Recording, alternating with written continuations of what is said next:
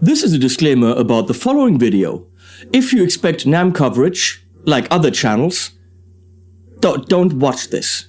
Go to Anderton's, Thomann. Many people have covered the brand new gear and talk about the stats and the fiddly bits of the gear.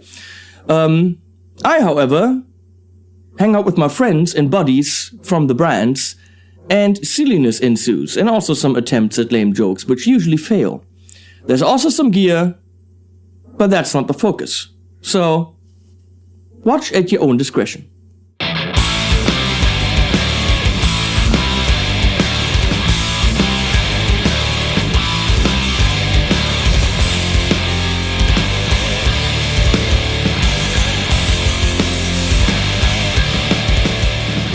Good morning, people that see me very far away.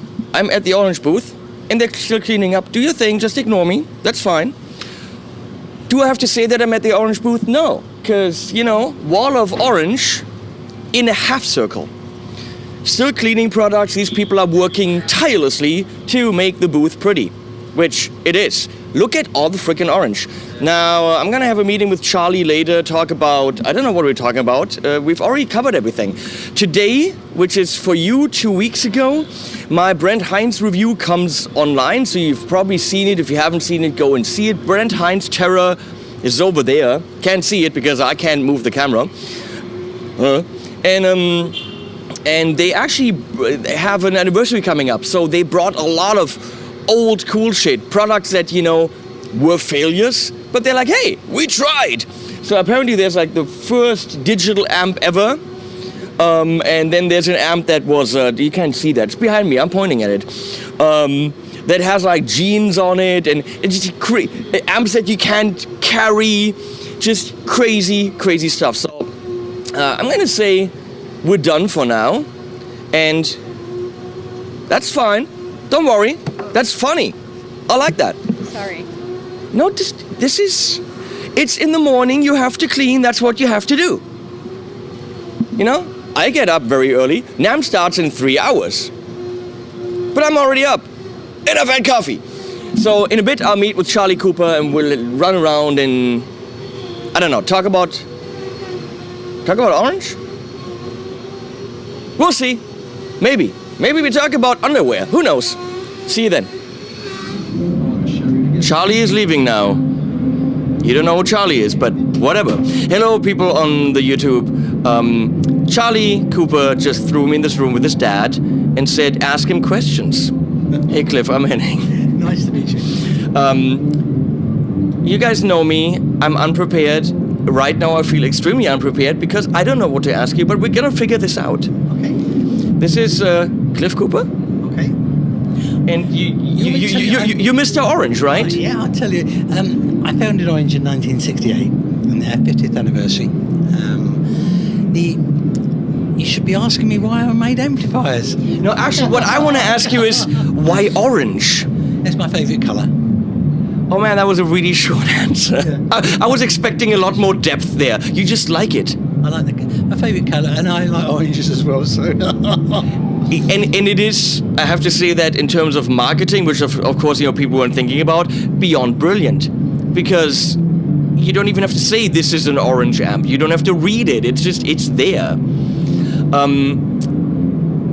I remember, I think Charlie told me a couple years ago the story behind the Tiny Terror. Yes. How that happened. That was your lead designer, right? Coming up with that at a pub. That's right, Adrian Emsley.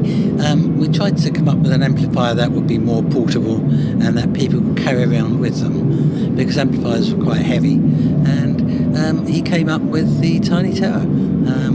We've sold tens of thousands of these amps, and they're still selling. And not just you, it started the whole lunchbox craze. Yeah. I mean, everyone said, wait a second, this is selling, and people are buying 15 watt amps, and small, and one channel, and all of a sudden everyone has a lunchbox amp. I mean, that started a whole trend. So, Orange, trend setting. So 50 years of Orange. Charlie showed me amps that out there, like, you know, older ones that were like refrigerators that you can barely lift. One with jeans on it, jeans material, and he said that flopped big time, but I love it. It's so brilliant. It was a Jimmy Bean amplifier, yeah. It was an amplifier covered in denim, with the cheeks either side were leather covered, and and the cabinet was a denim covered cabinet with leather corners. It was just, at that time, denim's always been very popular, but jeans were really big then, and it didn't sell that well. I don't know why. I think you should bring that back, because I think times might have changed. Yeah, a lot of people said that we should bring back the Jimmy Bean amp. Perhaps we will. We'll think about it, yeah? Now, the 3 new things... Well, wait, let me see this. 4 new things. I've only reviewed 3 of them, but the 4 new things are... Let's be a little bit, pushing product here. Wait, the 4 new things for Orange at the NUM 2018 show is the Crush Mini. Yeah. We've added some new features with that, but it's a very pretty little amp. It's one of those amps that you want to touch. Well, you haven't seen my review, and it's not out. It's coming tomorrow or Saturday.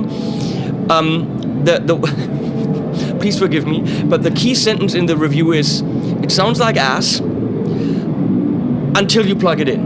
Yeah. It has exactly the same grill cloth as the big Orange amps. It has exactly the same toe legs. And as a, let's say, little novelty thing for €50, 50 euro, I don't know, pound is cheaper, I think. It's great. You're an Orange fan, put that on your table, totally fine. As a usable amp by itself, but it has a speaker out. And once you use that with a speaker, it turns into an absolute monster. Yeah, there's one there. We play. Oh, really? It's right here. Yeah, we play that through one of these cabinets, and it sounds great. It sounds... I actually recorded a very evil metal track with that. Really? Yeah, you haven't seen that? No.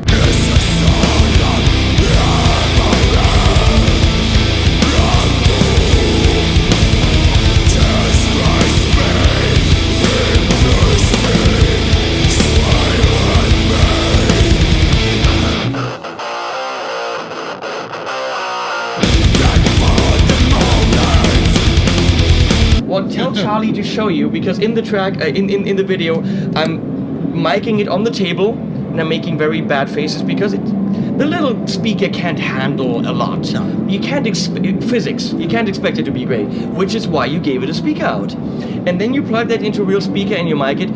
This is a real amp. This is a real product. If I'm at my gig and I like my Orange sound and I have this in the back, and for some reason, it's never gonna happen, but my big amp gives out, for some tube goes bad, whatever, I can put that on the cab and actually finish my gig. Really? Yeah. I'm sure you can. It's a full... Well, you can finish your gig if you need high gain. But the sounds are phenomenal. It's more than just a little toy. Yeah. So then we have the Brent Heinz and the Rocker 15 Terra. We have to talk about the Terra name, because I just got some comments saying, well, Terra isn't that bad because Terra is a bad thing in terrorism. They're not naming it after terrorism. Word Terra is because we had the tiny Terra, because it was an amp that was pretty much, great in the crunch distortion area. And therefore, every Lunchbox amp from then on was called Terra. That's Orange's way of calling it a Lunchbox amp. It has nothing to do with you supporting Terra. People out there are kind of stupid. When it first came out, the word terror wasn't as strong as it is now. Yeah. I mean, it's the last few years, terror has become a very big word. But the amp's known as a Terra.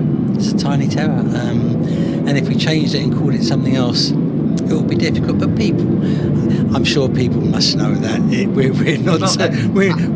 we're not terrorists. Under that comment, some other fans were commenting like, dude, you're taking it too far. Yeah. Now, I am a huge fan of the Rocker 32. Okay. I made very clear after the review that I did that it's never leaving my house again, because it's the only stereo valve amp right now on the market, and with your stereo pedals, it's phenomenal. And I was very happy to see that there was a head version of the 15 coming out. First thing I said to Charlie was, where's the head version of the 32 in stereo? That's what I want to see. because no one is doing a full valve amp, that's tube for our American friends, in stereo. Okay. So this, with a second power amp, you can sell that like crazy. Okay. So we're waiting for that. We'll pass that on. Yes. Definitely. And if I asked you what the difference between these two is, would you know? Yeah, well, I know. You know, this one is more geared to Brent Hines type of music, and this one isn't so severe in that direction. There's not a lot to choose between them, but there is a difference in sound. It's coming out next Tuesday, which for you guys is already in the past. I know, time travel kind of stuff.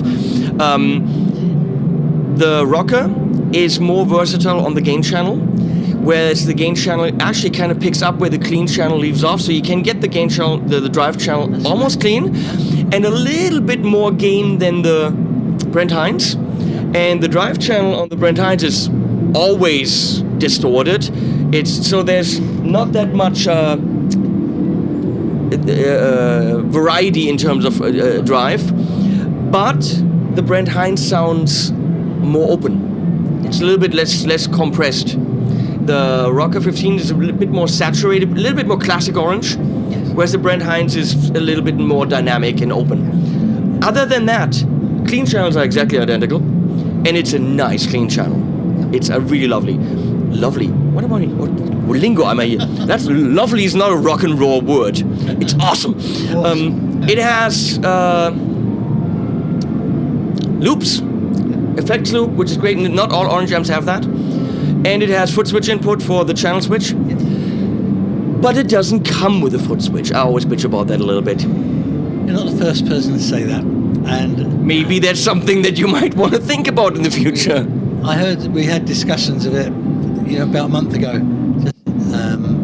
Yeah, it is something that we should do. I think we should put a foot switch with, rather than. The thing is, if you put the foot switch with it, it brings the price up a bit, and One argument that Charlie gave me was your foot switch is very high quality, and it will bring up the price. I said, well, it's just a one clicky thing. Just put a cheap one in. And he said, well, we don't want to do that. We want to make sure that our product is good, which means, that will bring up the price.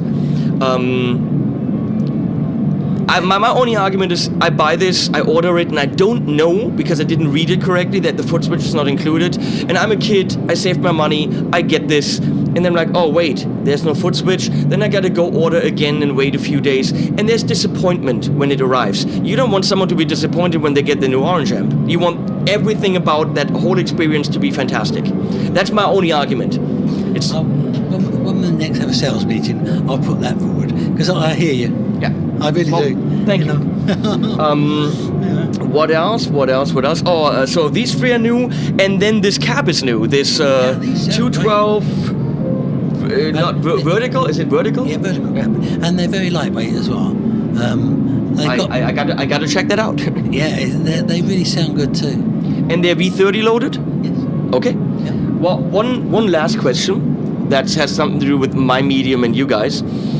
Well, nowadays we do, YouTube stuff, and silly people like me run around and make stupid jokes and talk about gear and test it. But back in the day, marketing was very different. You had endorsers, you had magazine pages that didn't really tell you anything about how it sounded. I know Orange and your marketing team is embracing YouTube and all this. Do you think that's are you happy about the fact that now you can get to your target audience and immediately show them the sounds instead of them having to go out and actually, find it somewhere and test it? Is that something that you really like the way it happened, or you talk about the good old times? No, I think what's happening now is good. As you say, you can actually hear somebody demonstrating it, talking about it, whereas when you're reading it in paper, it doesn't come across. It's like seeing something in virtual reality as opposed to just mono. And I think, and it's going to get more so as time goes on. I think it's a good thing. Well, he has to say that because he's sitting here in that medium. But no, I mean, of course he thinks that. So, hey, thank you so much, Cliff. No, it's a pleasure. It was an absolute pleasure to be here. I've reviewed a lot of products, a lot of pedals from you guys lately, and always nice to talk to Neil, to talk to Charlie. Yeah. For me, product is one thing, but the people behind the product, it has a lot to do with how I perceive the product, with how I like to turn it on. You know, if I play something from a company where I know the people are assholes, I don't want to play it. I'm going to sell it. You know, I don't want it. But knowing that this is a family business and you're all really passionate about it, and very clearly not just in it for the money. The money's got to come in. We understand that. Money's a bonus. Okay, but you know, you're all passionate about what you do, and that's I think why you have so many fans and why people buy these amps. You're very kind. Thank you so much for that. I really appreciate it. In my short experience with your company, I felt very much embraced by the Orange family. So, thank you so much for talking to me. You guys go away now. As always, animals at the end. I don't know, cats. I'm gonna try to put Itchy in it because Itchy is an orange cat, so I think that makes sense. I hope he's still alive when I come home because he's got diabetes. But Itchy, hang in there. We need you for the orange video. Go away now.